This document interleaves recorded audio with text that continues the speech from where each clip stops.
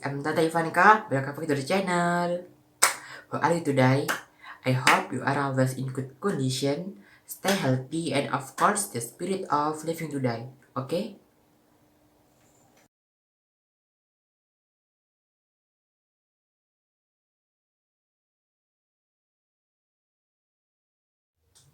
Unsur-unsur intrinsik cerita pendek oleh Tata Ivanka nomor absen 29.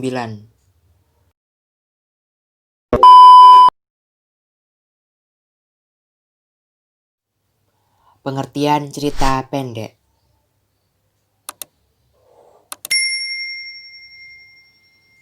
Squad, kalian gemar membaca cerita. Untuk kalian yang tidak terlalu suka membaca, kalian bisa mencoba membaca cerpen atau cerita pendek. Cerpen adalah kisah yang diceritakan dengan pendek atau singkat, tidak lebih dari 10.000 kata. Cerpen juga memberikan kesan karena ceritanya hanya memusatkan pada satu tokoh, satu kejadian, atau satu permasalahan. Nah, karena ceritanya yang tidak terlalu panjang, cerpen cocok dibaca oleh kalian yang berarti membaca. Adakah cerpen yang paling berkesan untuk kalian, squad? Mungkin berkesan melalui tokohnya, latar, suasana, gaya bahasa, atau lainnya.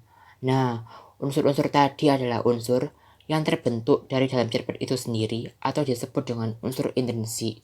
Untuk lebih jelasnya, yuk kita cermati apa saja sih unsur intrinsik cerpen.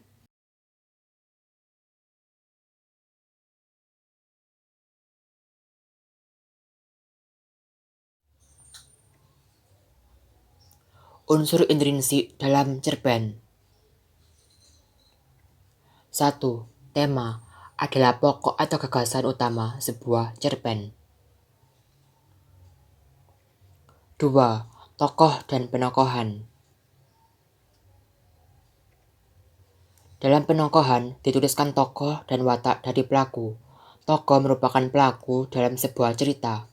Tokoh terbagi atas tokoh utama dan tokoh tambahan.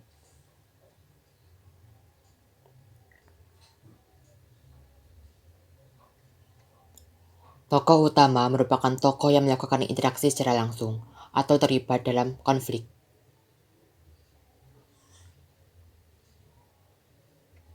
Tokoh tambahan merupakan tokoh yang hanya diungkapkan dalam cerpen tanpa adanya interaksi yang dilakukan tokoh atau tokoh yang tidak terlibat dalam konflik.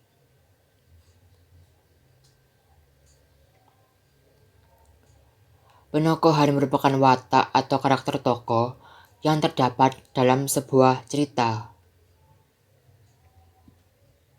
Contoh, tokoh Bandung Bondowoso dalam cerita Roro Jonggrang memiliki watak Gigi.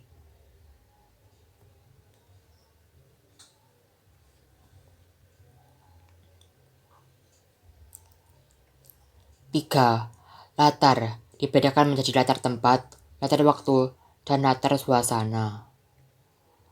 Latar tempat menjelaskan di mana kejadian atau peristiwa dalam cerpen terjadi. Latar waktu menjelaskan kapan kejadian atau peristiwa dalam cerpen terjadi. Latar suasana menjelaskan gambaran suasana dalam sebuah cerpen.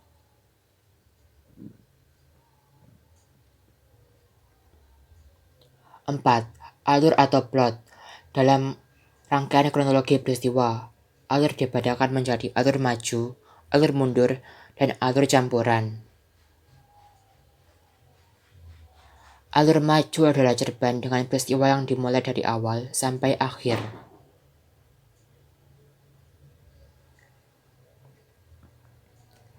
Alur mundur adalah cerpen dengan peristiwa yang dimulai dari akhir cerita ke awal cerita. Alur mundur disebut juga dengan istilah kilas balik.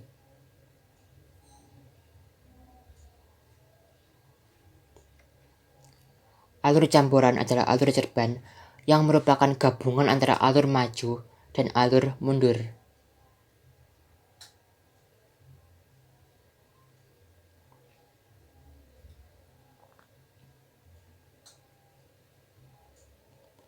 Berikut ini merupakan skema alur.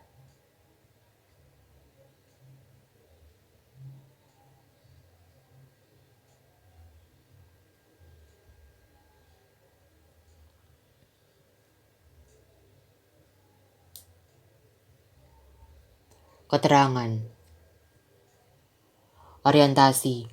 Penentuan peristiwa menciptakan gambaran visual latar, suasana perasaan, dan waktu kisah.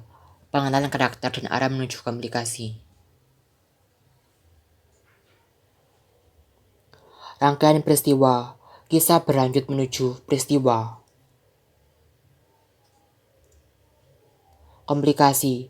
Cerita bergerak menuju konflik atau pertentangan yang salah atau puncak masalah yang memengaruhi latar waktu dan karakter.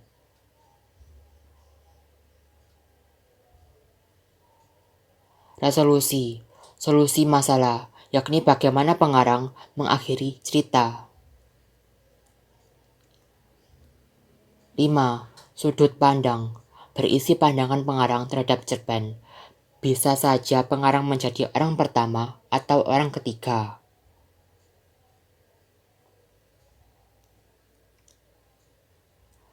Sudut pandang orang pertama adalah pengarang terlibat langsung atau orang pertama dalam cerita yang ditandai dengan penggunaan kata ganti orang, aku, saya, dan sebagainya.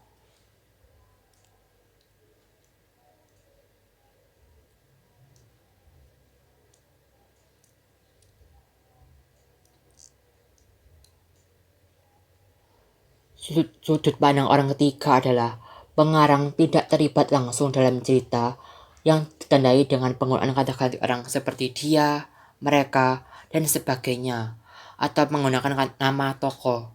Sudut pandang orang ketiga terbagi atas orang ketiga terarah dan orang ketiga serba tahu. 6. Amanat merupakan pesan moral yang disampaikan oleh penulis kepada pembaca melalui cerpen. 7. Gaya bahasa berfungsi untuk memberikan kesan yang lebih menarik dengan menggunakan majas.